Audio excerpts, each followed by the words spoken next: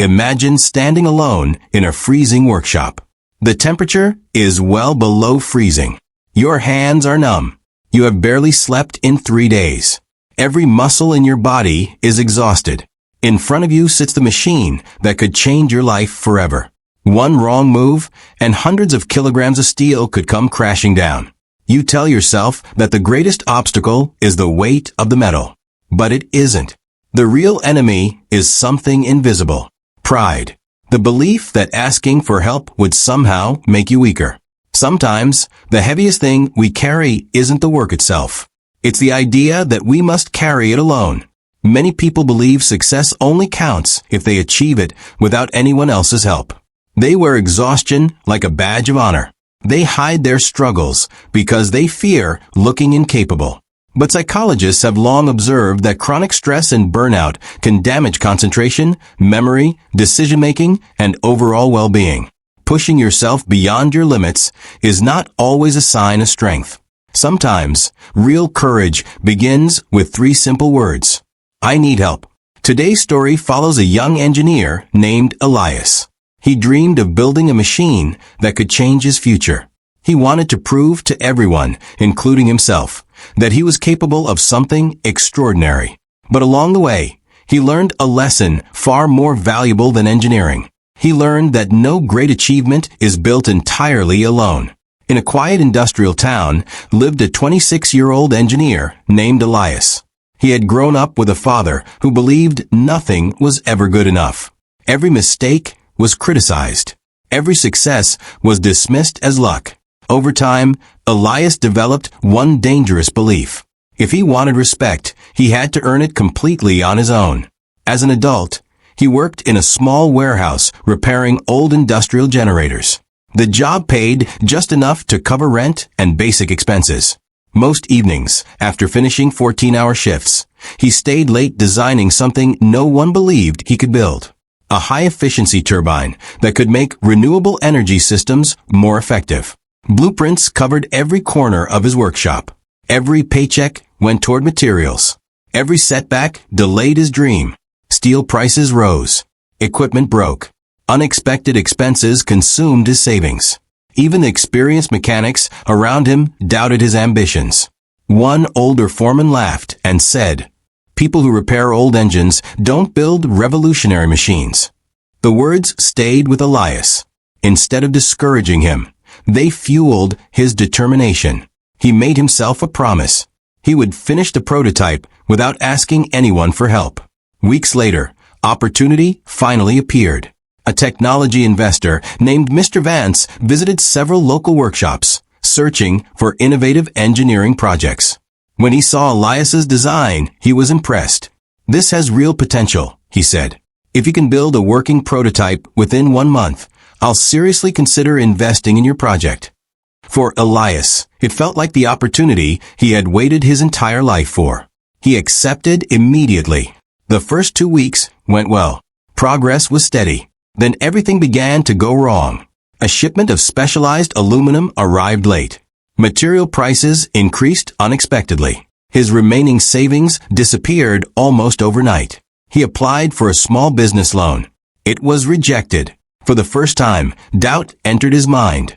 Late one evening, sitting alone inside the cold warehouse, Elias remembered something his late mother often told him. "You don't have to see the whole road. You only have to take the next step." The next morning, he loaded several custom-machined engine parts into his truck. Instead of giving up, he spent the day visiting local businesses that might need precision mechanical work. Most turned him away. Then a performance boat racing team examined his craftsmanship. The quality impressed them. They purchased every custom component he had brought. The payment gave Elias just enough money to buy the remaining materials. Hope returned. He worked day and night assembling the turbine. Soon only one major task remained: installing the magnetic core. It weighed far too much for one person to lift safely. Normally, several trained workers would perform the installation together using proper lifting equipment. But Elias refused to ask anyone. He built a complicated pulley system instead. Hour after hour, he pulled heavy ropes by himself. His hands blistered. His shoulders burned. Fatigue slowed every movement. Then, a loud crack echoed through the warehouse. One of the wooden support beams gave way under the strain. The lifting system shifted violently. The massive magnetic core dropped several inches. Instinctively, Elias rushed forward to steady it. The swinging equipment struck his shoulder and threw him across the concrete floor. Pain shot through his body. For several long moments, he couldn't move. His shoulder was badly injured. The turbine had survived, but the lifting system was destroyed.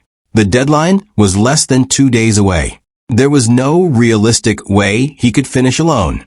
As he struggled to stand, the warehouse door slowly opened. It was the same foreman who had once mocked him. The older man looked around the workshop. He saw the damaged equipment. He saw the nearly completed turbine. And he finally understood how much work Elias had accomplished by himself. Without saying a word, he removed his coat and walked over. He looked Elias in the eyes. Then he quietly said, "You've already proven you're capable. You don't have to prove that you can suffer alone." Those words broke something inside Elias. Not his body, his pride. For the first time in years, he allowed himself to be vulnerable. He took a deep breath and whispered, "I need your help." The foreman nodded. Within an hour, several experienced mechanics arrived. Working together, they safely lifted the magnetic core into place. What had seemed impossible for one exhausted man became manageable for a skilled team. The following morning, Mr. Vance returned. The turbine started smoothly. It ran exactly as Elias had designed it. The investor smiled. "This isn't just a remarkable machine," he said. "It's the beginning of something much bigger." Mr. Vance offered to invest in Elias's project. Over the following years, the small warehouse grew into a successful engineering company. Elias hired talented people. He built teams instead of carrying every burden himself. And among his first employees was the foreman who had once doubted him. Looking back, Elias realized something important. His determination had started the dream, but humility had allowed it to become reality. Many people think strength means never needing anyone. But history tells a different story. The greatest inventions, the strongest companies, and the most successful people rarely achieve greatness alone. Real strength is not refusing help. Real strength is knowing when to ask for it. Because sometimes the bravest words you'll ever say are simply, "I need help." And those 3 words may become the beginning of everything you've been trying to achieve.